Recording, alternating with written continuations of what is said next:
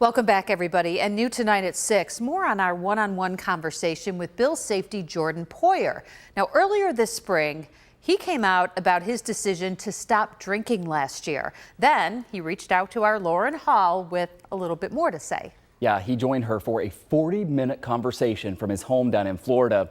In part one of the story, he opened up about his darkest moments, including drinking really whenever he had an excuse, even during the Bills season. He now counts his teammates as some of his biggest supporters in his sobriety. That's where Lauren picks up part 2 of this Two on Your Side original. If you ever get to visit Jordan Poyer's house in Lauderdale by the Sea, you'll notice that these days he bypasses his wine rack for the fridge. Definitely be great. Which he always keeps stocked with his favorite sparkling water. It's about all he's had to drink for the last 13 and a half months. You know, alcoholics, sometimes it's just the motion of a drink, you know, it's just the motion of being at a bar. On March 13th of this year, Jordan opened up to his Instagram followers about celebrating a full year of sobriety. I wanted to keep it a secret, just keep it in-house, my family. I felt like I needed to be heard. I felt like you know, people needed to hear that, you know, they're not alone. Can I ask what made you on March 13th, 2020 decide that this was the day that you were going to stop drinking?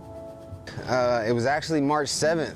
My sober day was March 7th, and my wife and I went to Mexico. But on the way back, flight delays caused by the very first round of COVID shutdowns left them stuck at the airport for more than 12 hours. I literally I remember had a beer, and I looked at myself like I hadn't drank for a week. I literally had a beer, and I'm like, dude, like what are you doing? Like this, like you just, like now you gotta start back over. Once he was back home, Jordan went to a few AA meetings, something that had worked for his mother when she quit drinking the year before. He was just there to listen, and the stories he heard have stayed with him ever since.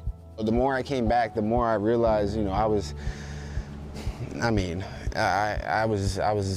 drinking for all the wrong reasons, you know, you know, thinking that my life was so hard.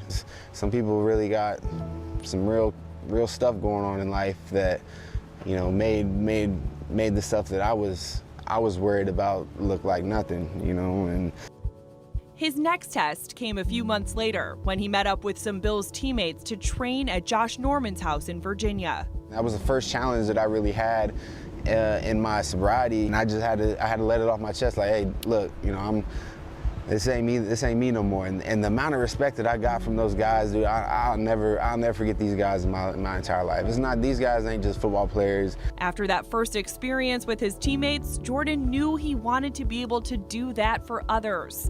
He's been connecting with fans around the world ever since. You know, I was scared for the longest time to tell my family, you know, that I had a problem. But and it's crazy because my family already knew that I had a problem. And so most of the time I tell these folks who write me these messages, you know, hey, you know, what you just told me right there is powerful. And now, you know, I challenge you to share that same message with somebody close to you. Jordan wants people to know if he can do it, anyone can. The sober life is the best life I've ever had, man. I'm extremely blessed. I got a beautiful family. I got the best job in the world, playing with the best teammates, the best coaches in the world, you know, and I'm blessed. Moving forward, Jordan says he plans to speak to support groups as well as launch his own platform for people to share their stories and connect with each other. His ultimate goal is to open a recovery home in his home state of Oregon. We have part 1 of our conversation as well as bonus videos, including his message for Bills fans and his thoughts on the upcoming season, all on WGRZ.com right now. There we also have a list of local resources for anyone seeking help for an addiction to alcohol. In the newsroom, I'm Lauren Hall for Channel 2 News.